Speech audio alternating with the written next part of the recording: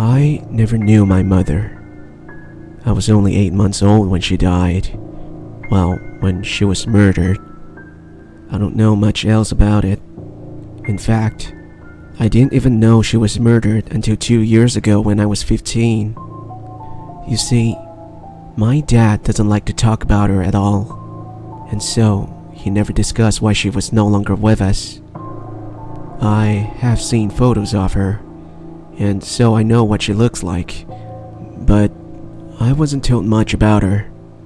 I always thought that she died of a sickness or maybe in a freak accident, so I was very surprised when I found out that she had been murdered. I wish that my father would talk about it more though, because I want to know how it happened. I have heard a few rumors at school about how she died. I overheard one kid say that she was kidnapped and held for ransom before being killed when my dad didn't pay. Another kid told me that she was decapitated and her head was never found. So I really didn't know what to believe, and I couldn't ask my dad to fill in the details. Ever since I found out about my mother's fate, however, I have become overly interested in true crime, and I especially enjoy learning about unsolved mysteries. That's how I found out about the strange museum that suddenly appeared in my town. My friend, Ellie, had first told me about it. Have you seen the museum that opened in the old library? She asked me one day at lunchtime. I replied that I hadn't seen it and I didn't know anything about it, so she went on to explain what it was.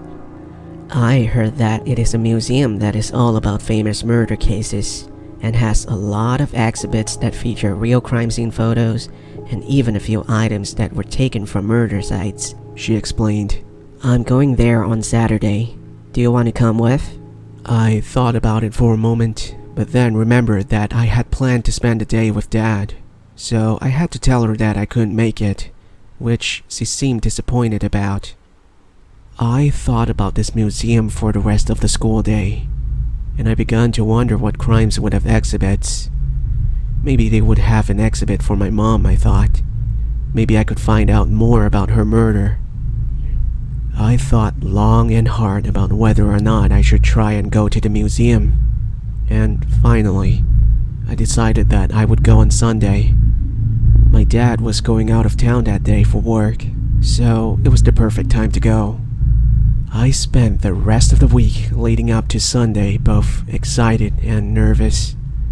I was excited because I knew that I would find the museum very interesting, but nervous because I didn't know exactly what to expect. When Sunday finally rolled around, I was more excited than nervous.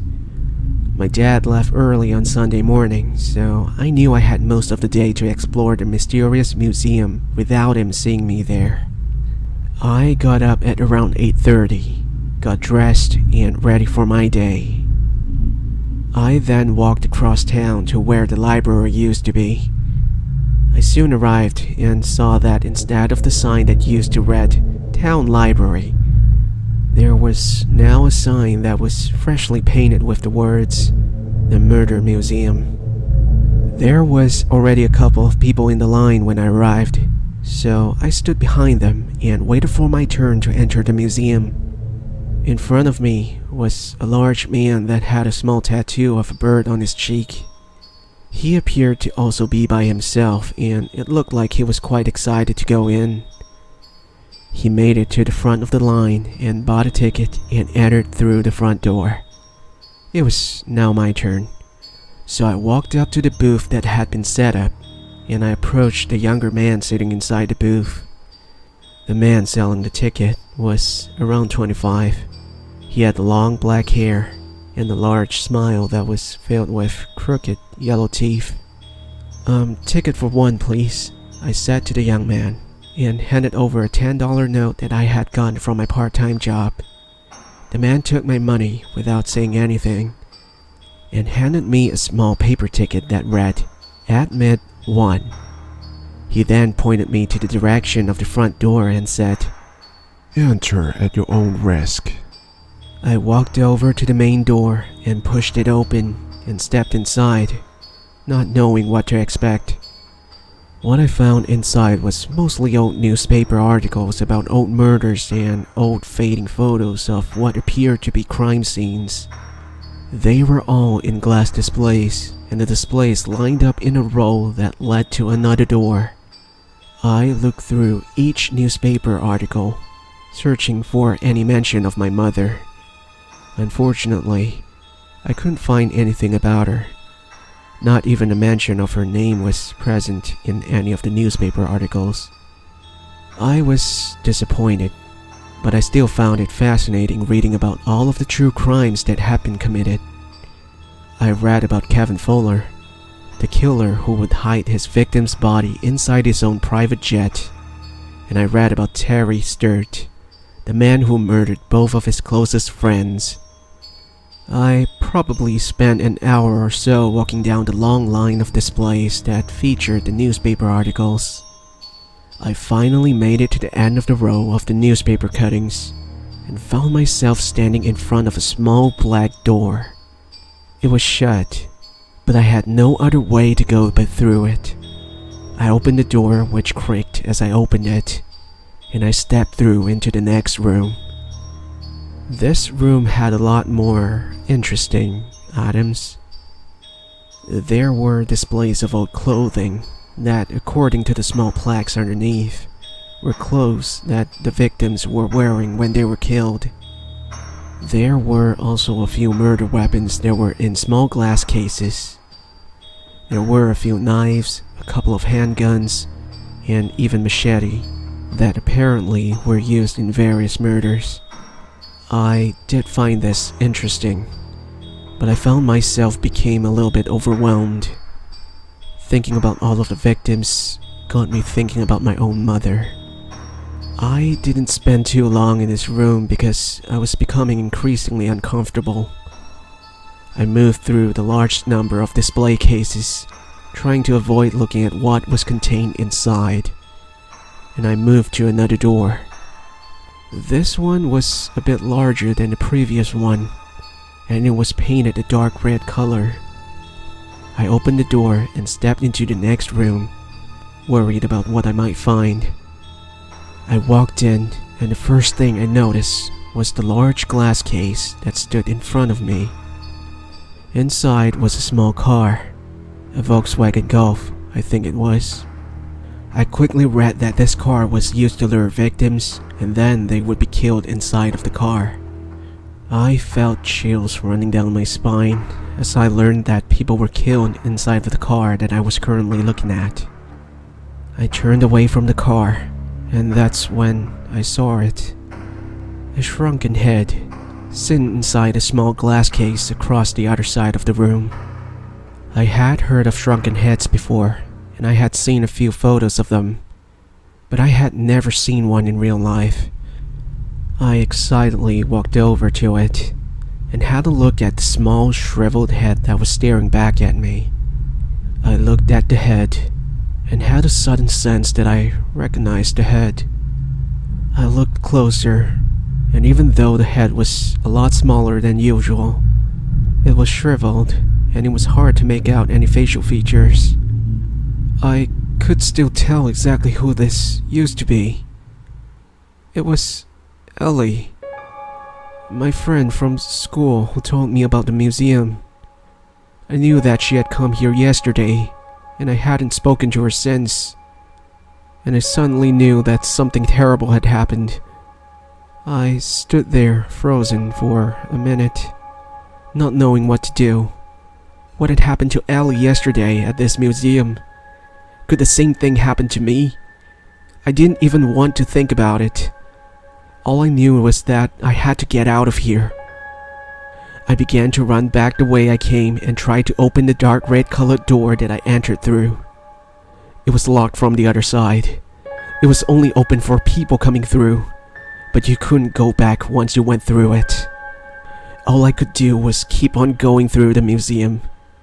No one else was around, and I hadn't seen anyone for quite a while, which was strange, because there were definitely people lining up behind me.